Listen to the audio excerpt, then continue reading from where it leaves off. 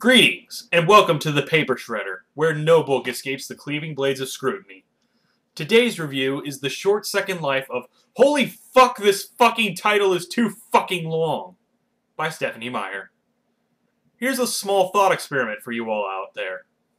What if L. Frank Baum decided to write The Wizard of Oz, focusing specifically on the Yellow Brick Road?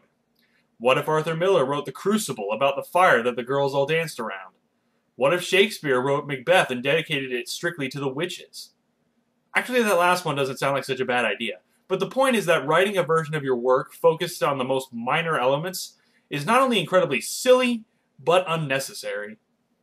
Yet that's the route Stephenie Meyer decided to take, with The Short Second Life of Bree Tanner, or TSS, the incredibly long acronym book, an offshoot of the Twilight series. The incredibly long acronym book focuses on a young vampire named Bree Tanner, if that weren't already obvious from the title. She's one of the newborn vampires from Victoria's army near the end of Eclipse, a character who is so important enough to the plot of the Twilight series that she deserves her own book. She befriends a vampire named Diego, and after discovering that they sparkle in the sun, that is, the twilight effect of sunlight, instead of spontaneously combusting as every other vampire legend foretells, they resolve to find out why they were lied to and why they exist as vampires in the first place.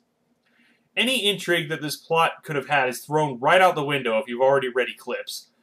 The vast majority of this book's audience has already snorted up the rest of the Twilight books as if they were cheap cocaine. They already know what's going to happen in the end. Bree and Diego are there to serve as soldiers against Edward and Bella. They fail in that task, and Bree is executed by the Volturi. But some would say it's all about the journey, and not the destination. Well, if I'm going on a trip with the incredibly long acronym book, I might as well burn my ticket and run away from the boarding platform. Put simply, Bree Tanner is boring. Barely anything happens in it. Most of the space within the 178 pages of the book is dedicated to Bree's internal monologue, the book is written in first person, and very scant on plot details or advancement. A lot of the scenes in this book are stretched out for as long as the author can make them. For example, Bree and Diego hole up in a cave to shield themselves from the sun.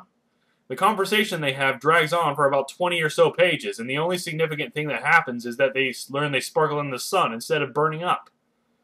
The only scenes that aren't padded out are the ones that are actually interesting. There's one late in the book, where the newborn army descends on a ferry boat filled with hot-blooded victims and kills every single last one. But it's over within a few paragraphs, and Meyer refrains from describing it in any sort of vivid detail. In fact, that's sort of the trend with all the kill scenes in this book. They're over quickly, and not enough description is used. It's as if Meyer finds blood and killing too icky to capture in text. If that's the case, then she shouldn't be writing about vampires. Period.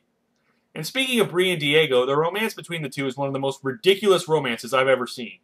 Yes, there's a romance subplot. This is a Stephenie Meyer book, after all. A Stephenie Meyer work without two people in courtship is like Eminem without profanity. If you thought Edward and Bella's romance is stupid, wait till you see Bree and Diego. Their love just develops way too quickly. As in, within 24 hours quickly. Talk about strangled by the red string. The book is aware of this too, as if that self-awareness mitigates the ludicrous nature of it. You can tell a person that they're being stung by bees, but that doesn't change the fact that they're being stung by fucking bees. But probably the most frustrating aspect about Bree and Diego is how much Meyer wants you to care for them.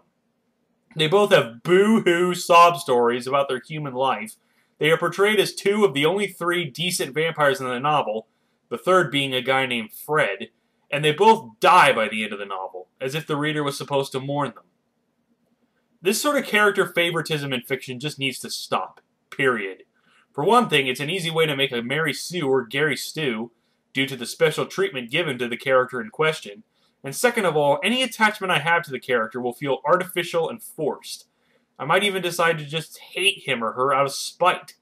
It's a lot like an arranged marriage, really. Having said that, there were some aspects of the book that could be called enjoyable. The vampires here were more violent than is typical for Twilight, and that Meyer's infamous purple prose is kept to a minimum. The dialogue is nice too, much better than in City of Bones, where everybody tries to get their own show on Comedy Central. However, anything I could have enjoyed about this book is overshadowed by bad storytelling decisions and the lingering feeling that Meyer is only writing this book to receive another big fat check in her mailbox.